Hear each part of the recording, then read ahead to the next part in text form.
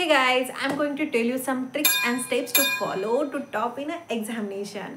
Examination कुठलाही असो, semester असो, सेशनल असो किंवा कुठल्याही प्रकारची एक्झाम असो, त्यामध्ये जर तुम्हाला टॉप करायचे असणार तर तुम्हाला काही या बेसिक ट्रिक्स आहे आणि ह्या बेसिक स्टेप्स आहे ज्या फॉलो करायच्या आहे. आज मी तुमच्यासोबत 5 अशा स्टेप्स शेअर करणार आहे ज्या स्टेप्स तुम्हाला एक्झाममध्ये टॉप करू शकता. तर हे गाईज स्टार्ट करूया आपल्या व्हिडिओला. मी पल्लवी, असिस्टंट प्रोफेसर, तुम्हा सर्वांचं स्वागत करते आपल्या मराठी चॅनल आपल्या फार्मसीमध्ये, जिथे आपण बघतो फार्मसीला आपल्या मातृभाषेमध्ये म्हणजेच आपल्या मराठी भाषेमध्ये. तर गाईज सगळ्यात फर्स्ट आणि फॉरमोस्ट स्टेप आहे स्टेप नंबर 1. आपल्याला काय करायचे आहे, जेव्हा आपलं सेमिस्टर स्टार्ट होतं, नेमकं काहीतरी एक 10-15 दिवस म्हणा किंवा एखादा महिना जेव्हा ओलांडतो, तेव्हा काय करायचं, तेव्हापासून आपल्याला प्रिपरेशनला स्टार्ट करायचं आहे. ठीक आहे, जर तुम्हाला एक्झाममध्ये टॉप करायचं असला तरच. ठीक आहे, अदरवाईज तुम्हाला सब्जेक्ट जर क्लिअर करायचा असणार तर तुम्ही त्याकडे दुर्लक्षही करू शकता. बट तुम्हाला टॉप करायचं आहे तर तुम्हाला आधीच एक प्लॅनिंग करावं लागणार आणि त्या प्लॅनिंगनुसार तुम्हाला सगळे काही स्टेप्स फॉलो करावं लागणार. तर स्टेप नंबर 1 मध्ये आपल्याला फक्त आणि फक्त लिस्ट करायची आहे, सब्जेक्टची लिस्ट करायची आहे. असे सब्जेक्ट जे तुम्हाला खूप इझी वाटते आणि असे सब्जेक्ट जे तुम्हाला खूप हार्ड वाटते, ज्याची तुम्हाला भीती वाटते. ठीक आहे, so first step is completed. फक्त आणि फक्त लिस्ट करायची आहे. स्टेप नंबर 2 मध्ये आपल्याला आधी असे सब्जेक्ट घ्यायचे आहे जे सब्जेक्ट तुम्हाला इझी वाटते.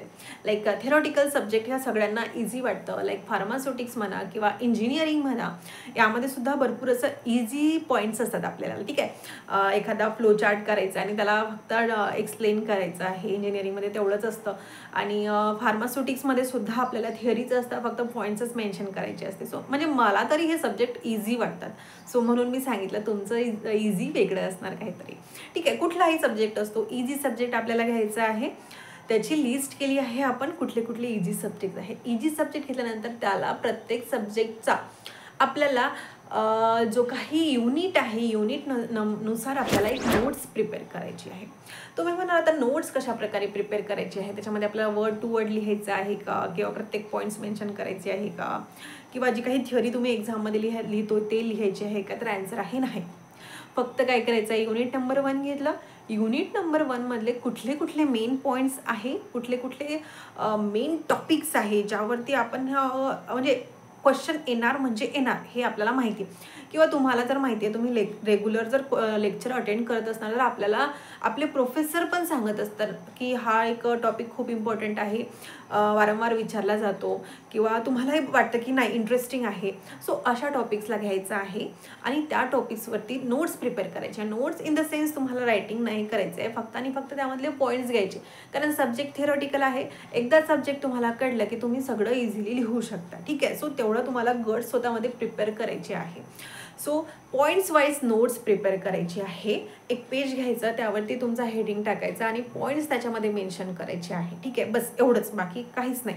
असा प्रत्येक इझी सब्जेक्ट घ्यायचे, त्याच्यामधले 5 युनिट्स असतात. 5 युनिटचे असे 5 नोट्स तुम्हाला प्रिपेअर करायचे आहे, किंवा एका नोटमध्ये सुद्धा तुम्ही छोटे छोटे पार्ट्स करून तुम्ही ते लिहू शकता. हे झाले step number 2.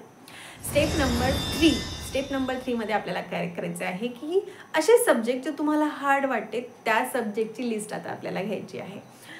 For example medicinal chemistry, organic chemistry, त्यांना HAP बऱ्याच मुलांना हार्ड जातं. मला फक्त ज्युरिस्प्रुडन्स आणि फार्माकोग्नोसी हार्ड जायचं, कारण त्याच्यामध्ये बऱ्याचशा अशा फॅमिलीज असतात, नंबर्स असतात, ज्युरिस्प्रुडन्समध्ये शेड्यूल्स असतात. तर सो मला हे हार्ड जायचं. तुम्हाला तुमचा जो कुठला सब्जेक्ट आहे तो हार्ड जात असणार तर तो तुम्हाला घ्यायचा आहे. आफ्टर दॅट त्या सब्जेक्टवरती तुम्हाला नोट्स प्रिपेअर करायची नाही आहे. त्या सब्जेक्टची आधी तुम्हाला फ्रेंडशिप करायची आहे. आता फ्रेंडशिप कशी करणार, तुम्हाला आता तुम्ही लेक्चर अटेंड करताय, टीचर काहीतरी सांगताय, फक्त अटेंड करायचं आहे म्हणून नाही करायचं आहे. जे काही सर आपल्याला सांगताय त्यावरती आपल्याला कम्प्लिटली फोकस करायचं आहे. ठीक आहे, घरी आल्यानंतर तुम्ही त्याच टॉपिकवरती रायटिंग करा. आधी रिकॉल करा की आज आपण काय काय लेक्चरमध्ये बघितलं, सरांनी काय काय सांगितलं, मॅडमनी काय काय सांगितलं, रिकॉल करा. ठीक आहे, छोट्या मुलांसारखं वाटतं बट छोट्या मुलांसारखंच करा आणि ट्रस्ट मी तुम्हाला खूप फायदा होईल त्या गोष्टीचा. ठीक आहे, नोट्स प्रिपेअर करा. जे काही शिकवलं आहे ते फक्त लिहून बघा. आणि यामध्ये जर तुम्हाला काही ॲड करता येईल, मग सिनियरच्या नोट्स आहे, गुगल्स आहे, गुगल सर्च थ्रू काही करता येईल. सो त्या पॉईंट्स फक्त तिथे तुम्ही ॲड करा. एक बुक घ्या आणि बुकमध्ये ते लिहून ठेवा, बस एवढंच करा. ठीक आहे, नाव स्टेप नंबर 4. एक्झामचा टाइम टेबल आलेला आहे. की आपल्याला एक जवळजवळ एक 8 दिवसा अगोदर एक्झामचा टाइम टेबल येतो. त्या 8 दिवसाच्या टाइम पिरियडमध्ये आपल्याला काय करायचं आहे, जे काही इझी सब्जेक्टचे आपण पॉईंट्स प्रिपेअर केले होते आणि जे काही हार्ड सब्जेक्टसाठी नोट्स प्रिपेअर केल्या होत्या ते दोन्ही रीडिंग करायचे आहे. 8 दिवस अगोदर देतोय आपल्याला एक टाइम टेबल. तर एका दिवशी एक सब्जेक्ट तुम्ही घेऊ शकता, त्याची रिव्हिजन करा.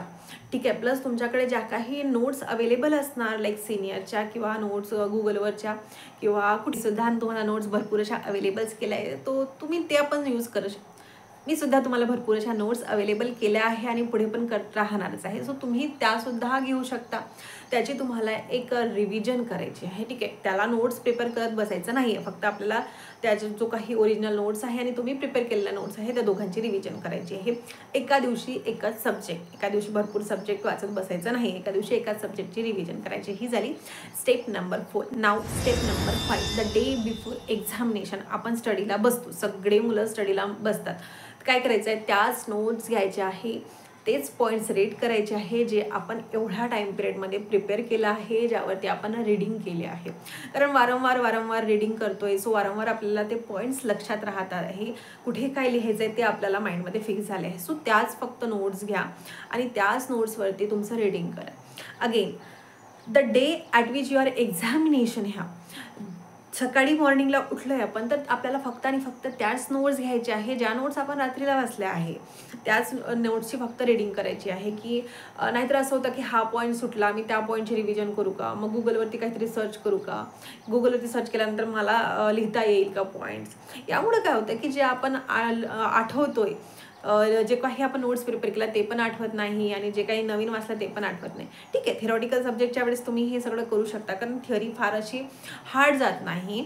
बट जे काही कन्सेप्ट बेस्ड सब्जेक्ट आहे, स्ट्रक्चर बेस्ड सब्जेक्ट आहे किंवा केमिस्ट्रीचे सब्जेक्ट आहे, या सगळ्या सब्जेक्टच्या वेळेस असं करू नका. काय होणार की यामुळं तुम्हाला गोंधळ होतो. अगोदरच त्या सब्जेक्टची भीती आहे, परत तुम्ही काहीतरी नवीन वाचताय, परत आणखीन प्रॉब्लेम होत आहे. सो ह्या 5 स्टेप तुम्ही फॉलो करा. पेपर रायटिंगच्या वेळेस सुद्धा तुम्हाला काही अशा स्टेप्स फॉलो करायचे आहे. यासाठी मी एक स्पेशल व्हिडिओ बनवला आहे. तुम्ही जाऊन आपल्या चॅनलवरती चेक करू शकता. तो सुद्धा तुम्हाला भरपूर असा हेल्पफुल होईल. सो ह्या बेसिक स्टेप्स आहेत त्या फॉलो करा आणि ट्रस्ट मी, ह्या जर स्टेप तुम्ही फॉलो केल्यात तर तुम्हाला कोणीही माघारी ओढू शकणार नाही. So this is all about today's lecture. जर आवडलं असणार तर लाईक करायला विसरू नका, तुमच्या फ्रेंड्ससोबत शेअर करा आणि चॅनलला सबस्क्राईब करा. सो भेटूया नेक्स्ट व्हिडिओमध्ये अशाच इंटरेस्टिंग टॉपिकसोबत. Till then bye bye.